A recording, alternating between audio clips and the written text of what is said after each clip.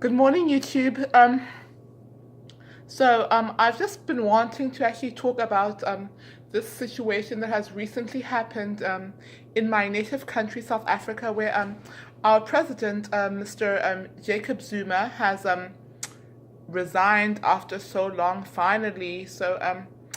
Now apparently we have a new president who's within the same political party, which is the African National Congress (ANC), which historically was the leading party which was fighting for liberation under the late Sir Nelson Mandela.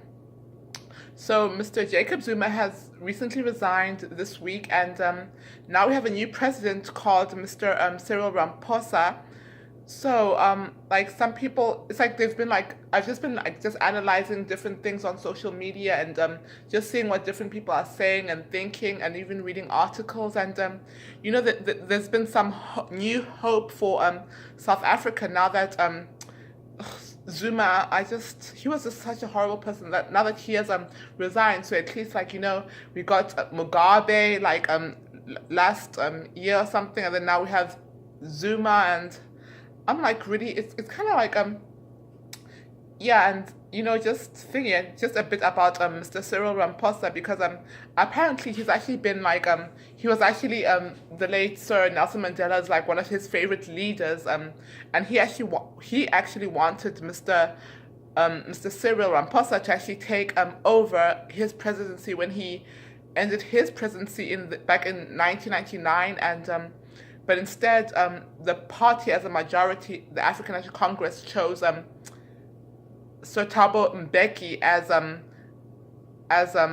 Nelson Mandela's successor. So yeah, so that was just the way it happened, because like majority rules in the party, I guess. So that's why Sir Mbeki became our president. So, and then Zuma took over in 2008 and he has all these criminal charges against him. He's like even wanted by the International Criminal Court of Law, and he's just been such a horrible president, and just an evil dictator. Like all these scandals, this theft, and like just the mansion upgrades in Nkandla, for example. It's like people are like living in poverty just down the street from him, and like the kids don't even have like school buses in my country, because it's like in this country it's like school buses are like all over. It's like kids have to walk for miles like just to go to school back home in my country. So yeah, and it's like Mr. Ramaphosa is actually like he because it's like I kind of have mixed reactions. I can't really say I'm happy with the fact that, of course I'm happy with the fact that Sir Zuma is not our president anymore, but I can't really say I'm happy and I'm gonna celebrate that Mr. Cyril Ramaphosa is the president, because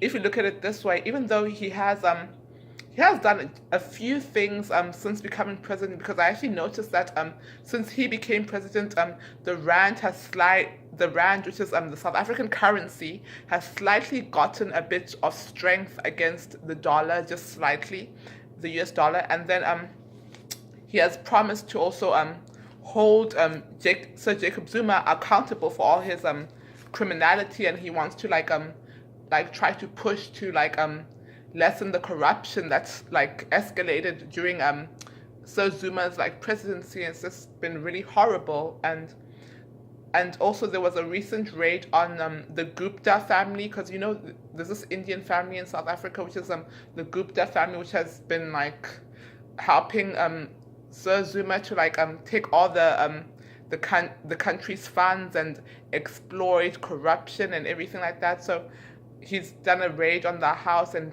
Mr. Ramaphosa has promised that not to give anybody, even Zuma, any type of immunity for all he's done. He should be held accountable and everything. So yeah, and this is just my thoughts. I just even though I do see a bit of hope, but at the same time I'm just I just have to pause and think, because remember, at the end of the day, during all those scandals of Jacob Zuma, which he had, a lot of the party of the African National Congress (ANC) were actually part of it. They were actually complicit in his scandals, and it, in fact, even at time a lot of times in Parliament that actually defend him instead of like correct him or try to put him in check. So it actually says a lot about the party as it is. So there's a part of me that does, and also remember the Marikana massacres where I think it was 34 miners or something got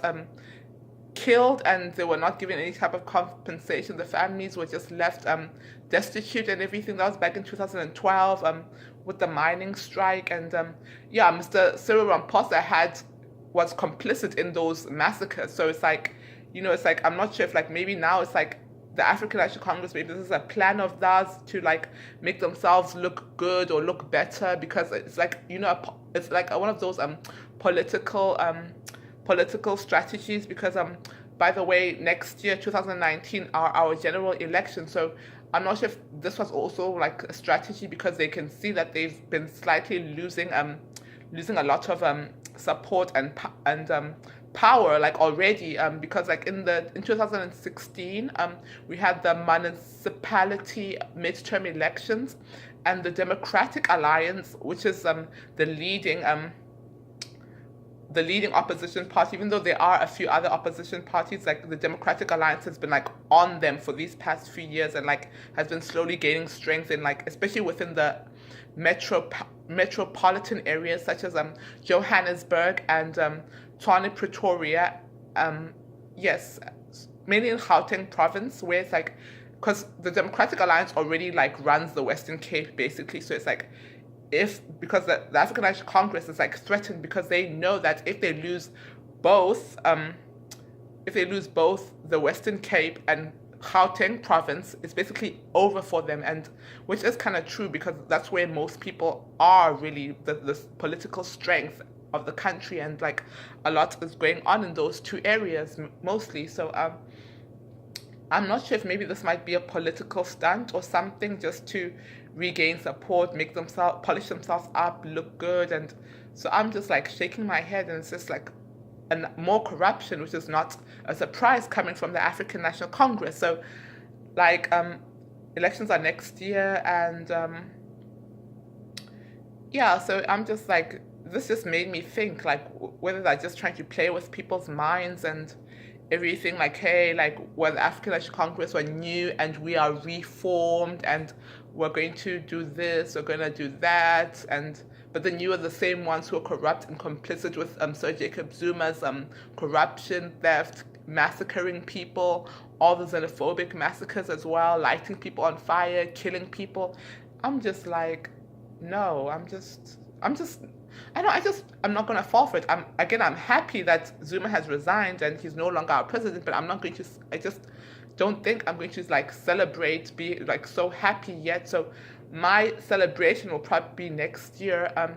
And I was actually just asking, because I was actually at lunch with one of my mom's friends once, and I just asked her, next year's elections, do you think that the Democratic Alliance, even though they've been growing power like over the past few years and they won those two metro areas during the municipality elections, do you think that the Democratic Alliance will finally take over in 2019? And she honestly told me no, because like some of these things do take time, and I do understand, because especially since apartheid was like, just in 1994, that's when everything was like, the first general election. So I don't know, maybe like being realistic, even though hopefully I hope the Democratic Alliance wins, of course, I'm still voting for the Democratic Alliance, not for African National Congress or any other party. But I'm just thinking, very likely, like I will at least say, very likely the Democratic Alliance will continue to grow in strength and numbers, especially within the newer generation and everything. So, but I'm not sure if they will necessarily win power of South Africa, especially with the rigging and all that stuff, like dumping ballots around, because that's something that happened major, like back in the 2014 elections, when they saw that the Democratic Alliance was like a threat to them. The African National Congress then took the ballots, instead of counting them, started throwing them and dumping them places around Gauteng province, and you saw bags and bags of ballots, and just so many lies and scandals. So you just can never put anything past the African National Congress. So yeah, that's just my thoughts on the situation about Jacob Zuma resigning. And yeah, I'm happy, but I'm not gonna like celebrate too hard just yet. So yeah, this is my thoughts. So I just want to know what are your thoughts too. So please like, comment, subscribe, and share my video, and I'll see you all in the next one.